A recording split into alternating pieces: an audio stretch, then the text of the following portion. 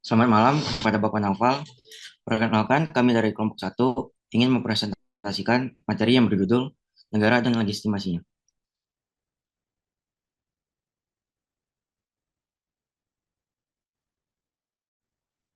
Berikut daftar isi yang kami akan bahas. Yang pertama ada pendahuluan, yang kedua definisi negara, yang ketiga pemastian norma-norma kelakuan, yang keempat pengakuan masyarakat, yang kelima kedaulatan, dan yang terakhir anarkisme.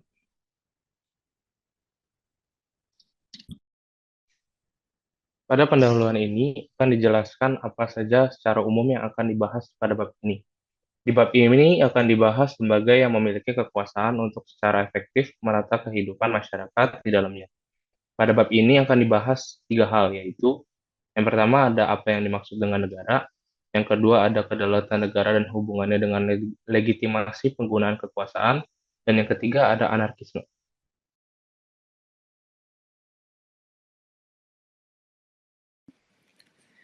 Baik, jadi yang pertama-tama saya akan menjelaskan definisi dari negara. Jadi kata negara itu sama dengan Staat dalam bahasa Jerman atau State dalam bahasa Inggris. Nah, negara itu punya dua arti. Jadi yang pertama itu masyarakat atau wilayah yang merupakan satu kesatuan politis, dan yang kedua adalah lembaga pusat yang menjamin kesatuan politis, menata dan menguasai wilayah tersebut. Next. Nah, di sini saya akan kasih contoh. Jadi yang pertama itu Pulau-Pulau Nusantara di Indonesia itu merupakan sebuah negara, yaitu Indonesia, karena berada di bawah satu negara. Begitu juga dengan Malaya, Sarawak, dan Sabah, itu merupakan satu negara, yaitu negara Malaysia. Terus yang kedua itu ada suku-suku Papua. Di Papua atau bangsa Kurdi di Timur Tengah, itu bukan merupakan sebuah negara karena mereka tidak berada di bawah satu lembaga pemerintahan yang sama.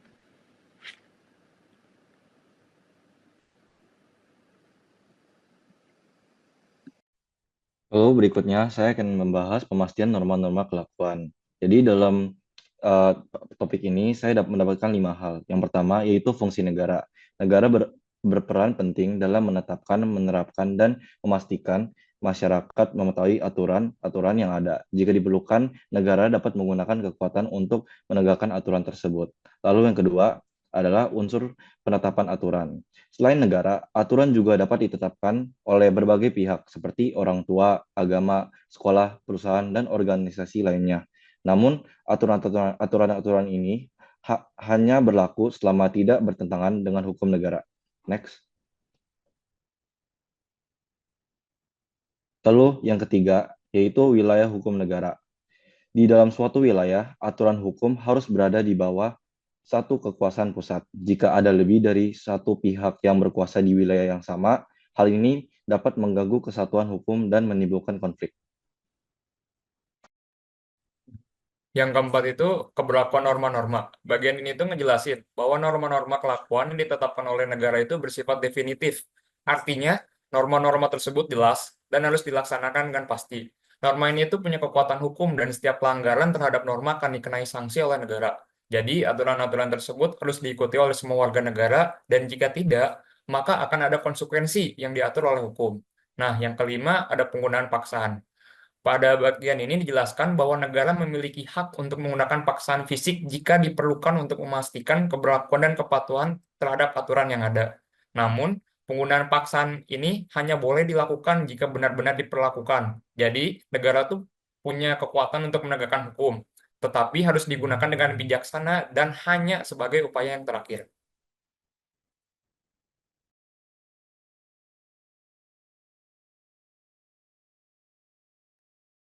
Kemudian ada pengakuan masyarakat.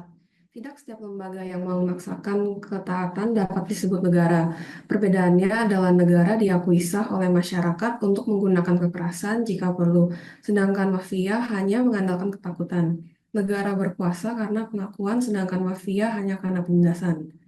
Hakikat negara terletak pada pengakuan masyarakat terhadap wewenangnya untuk menetapkan dan menegakkan hukum. Tidak semua sistem kekuasaan adalah negara. Negara berkuasa karena diakui, bukan hanya karena kemampuannya menindas. Ancaman sanksi kekerasan bersifat sekunder. bertujuan mengimbangi motivasi individu dan memastikan kepatuhan terhadap hukum. Kestabilan negara bergantung pada pengakuan masyarakat terhadap wewenangnya. Kekuasaan yang hanya berbasis ketakutan rapuh dan memerlukan penindasan yang terus berkembang, memicu kebencian lebih besar. Meskipun tidak semua orang setuju dengan kebijakan negara, pengakuan terhadap wewenang negara tetap ada, meski seringkali terdapat kritik dan pelanggaran.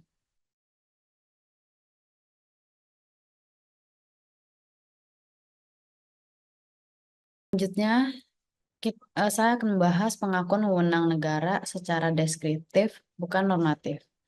Negara diakui secara de facto bukan hanya karena seharusnya.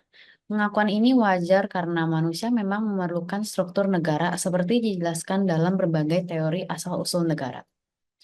Pemerintah yang dipaksakan oleh negara lain belum tentu akan dapat diakui sebagai negara baru karena kekuasaannya tidak sah dan hanya berbasis paksaan. Namun, jika sistem kekuasaan murni dapat bertahan, lama-kelamaan bisa diterima dan diakui oleh masyarakat karena memenuhi kebutuhan mereka. Dengan demikian, sistem yang awalnya tidak sah dapat berkembang menjadi lembaga negara yang sah dan menjalankan fungsi-fungsi negara secara penuh. Kekuasaan negara tidak harus memiliki asal-usul legal yang murni. Yang penting adalah sistem kekuasaan mampu bertahan dan diakui secara de facto. Suatu entitas dianggap sebagai negara jika memiliki lembaga pusat yang dapat menetapkan dan menerapkan aturan serta menjamin kepatuhan, bahkan dapat menggunakan kekuatan fisik jika perlu, dan jika pengakuan masyarakat dapat dianggap sah.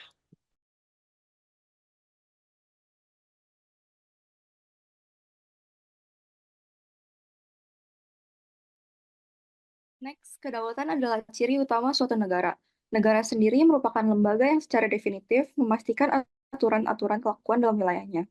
Tidak ada pihak baik dari dalam maupun luar negeri yang perlu meminta izin untuk dalam menetapkan atau melakukan sesuatu. Kedaulatan adalah hak kekuasaan mutlak, tertinggi, tak terbatas, tak tergantung, dan tanpa terkecuali. Tapi kenyataannya, tidak ada negara yang sama sekali berdaulat. Namun, sekurang-kurangnya, suatu minimum kedaulatan termasuk ciri hakiki negara modern. Ilmu negara dibedakan menjadi dua arah kedaulatan, yaitu kedaulatan ke dalam dan juga kedaulatan keluar. Kedaulatan negara ke dalam artinya masalah apapun dapat menjadi bahan penentuan negara, dan dalam hal ini negara tidak tergantung dari pihak yang memiliki wewenang lebih tinggi. Kedaulatan ke dalam ini dibedakan lagi menjadi dua segi, yaitu kedaulatan wewenang yang merupakan kesanggupan dan hak untuk melakukan sesuatu. Negara memiliki banyak wewenang, termasuk untuk memperluas serta mempersempit wewenang tersebut. Suatu negara dianggap kuat jika memiliki kekuatan untuk melaksanakan wewenang dalam realitas kehidupan politik. Segi keduanya adalah kesatuan kekuasaan negara. Maksudnya adalah di dalam suatu negara tidak ada lembaga lain yang memiliki kedaulatan wewenang yang berarti hanya ada satu pusat pemerintahan. Indonesia merupakan negara berdaulat yang memiliki hak untuk mengatur diri sendiri tanpa campur tangan dari negara-negara asing.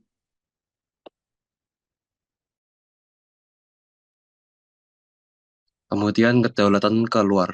Jadi kedaulatan negara keluar artinya tidak ada pihak dari luar negeri, negara yang mempunyai hak untuk mengatur sesuatu dalam wilayah negara tersebut. Hal ini dapat diungkapkan dalam dua patokan. Yang pertama, dalam patokan kekebalan, yaitu wilayah sebuah negara tidak boleh dimasuki dalam bentuk apapun oleh negara lain. Yang kedua adalah patokan kesamaan kesanggupan, yaitu semua negara memiliki hak yang sama untuk menetapkan UU dalam wilayah mereka dan bertindak atas namanya sendiri. Wilayah sebuah negara tidak boleh dimasuki dalam bentuk apapun oleh negara lain, atau negara lain tidak boleh hukum atau kekuasaan dalam wilayah kekuasaan negara lainnya. Next. Selanjutnya adalah kedaulatan dan wewenang moral. Negara bisa melakukan segalanya, bukan berarti mereka boleh melakukan segalanya. Contohnya, negara bisa saja mencampuri urusan internal suatu agama tertentu, namun itu melanggar hak asasi kebebasan agama dan sangat tidak etis. Lalu, negara tidak berhak membenarkan segala tindakan mereka dengan menggunakan kedaulatannya sebagai alasan. Karena berbicara secara moral, tindakan dari negara itu harus bisa dipertanggungjawabkan. Bagaimanapun, fungsi negara sendiri adalah sebagai subsidiar. Jadi tujuan mereka bukan untuk diri mereka sendiri, tetapi untuk melengkapi masyarakat. Berbeda jika kita menganut konsep totalitarisme yang berpendapat bahwa negara yang harus turun tangan dalam menentukan seluk-beluk kehidupan masyarakatnya.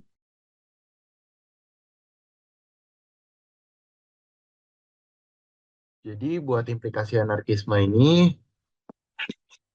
kita mulai dari yang pertama, yaitu penolakan total terhadap negara. Jadi anarkisme ini menolak semua bentuk kekuasaan negara, baik yang dianggap sah maupun tidak sah. Ini berarti anarkisme tidak hanya menentang penyalahgunaan kekuasaan, tetapi juga seluruh eksistensi negara itu sendiri. Yang kedua itu adalah tidak bisa mengkritik, yaitu kemungkinan untuk mengkritik negara. Karena anarkisme menolak legitimasi negara-negara secara menyeluruh, tidak ada ruang untuk mengkritik tindakan tertentu dari negara. Bagi seorang anarkis, semua tindakan negara dianggap tidak sah, sehingga kritik terhadap kebijakan atau tindakan spesifik negara menjadi tidak relevan. Yang ketiga adalah menjadi outsider dalam arena politik. Jadi, maksudnya adalah anarkisme membuat penganutnya menjadi outsider atau pihak luar yang sepenuhnya terpisah dari perjuangan politik, karena mereka menolak negara sepenuhnya. Mereka tidak berpartisipasi dalam upaya politik yang bertujuan untuk memperbaiki atau mengganti kebijakan negara. Akibatnya, mereka tidak dapat memengaruhi perubahan politik secara konstruktif. Next. Yang keempat adalah perkuat kuasaan negara, itu adalah penguatan struktur kuasaan negara. Ironisnya, Magni Suseno berpendapat bahwa anarkisme yang paling radikal, terutama jika diterapkan melalui tindakan teoristik, justru cenderung memperkuat struktur kekuasaan negara. Tindakan semacam itu biasanya memicu reaksi negara yang lebih represif dan meningkatkan kontrol negara, sehingga secara tidak langsung memperkuat otoritas yang mereka tentang. Yang kelima adalah konservatif, yang maksudnya adalah posisi konservatif, bukan progresif. Magni Suseno menempatkan anarkisme di sudut konservatif, bukan progresif. Meskipun anarkis menentang negara secara radikal, mereka pada akhirnya tidak mengubah apa-apa dalam struktur politik atau sosial, karena pendekatan mereka yang total dan tidak kompromistis. Ini membuat mereka lebih dekat dengan konservatisme karena mereka tidak memberikan kontribusi pada perubahan atau perbaikan sosial yang nyata. Dalam pandangan Magni Suseno, anarkisme meskipun menentang kuasa negara dengan keras justru bisa menjadi kontraproduktif karena tidak mampu membawa perubahan positif dan hanya memperkuat status quo yang ada.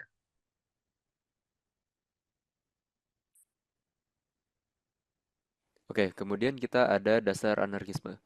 Jadi sebenarnya inti dari anarkisme itu bahwa mereka berpikir bahwa manusia itu mampu hidup berdampingan secara damai, tanpa perlu adanya paksaan atau kekerasan dari negara.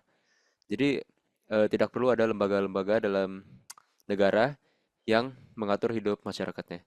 Kemudian mereka juga berpikir bahwa kesadaran individu itu adalah kuncinya. Karena mereka berpikir bahwa manusia dapat mengatur diri sendiri berdasarkan kesadaran masing-masing.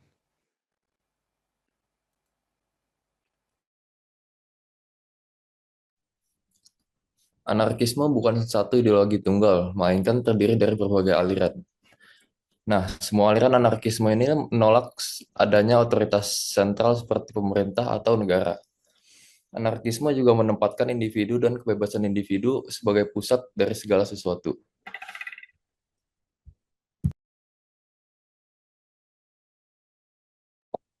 Selanjutnya ada kritik terhadap anarkisme.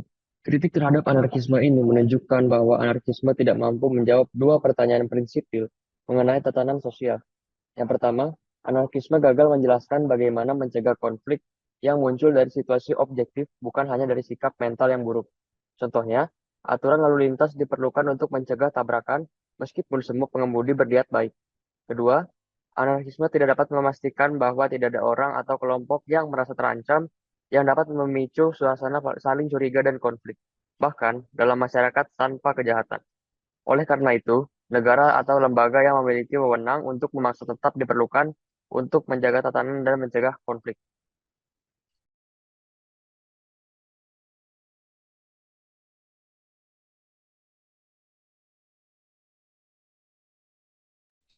Kemudian dari kelompok kami, terima kasih.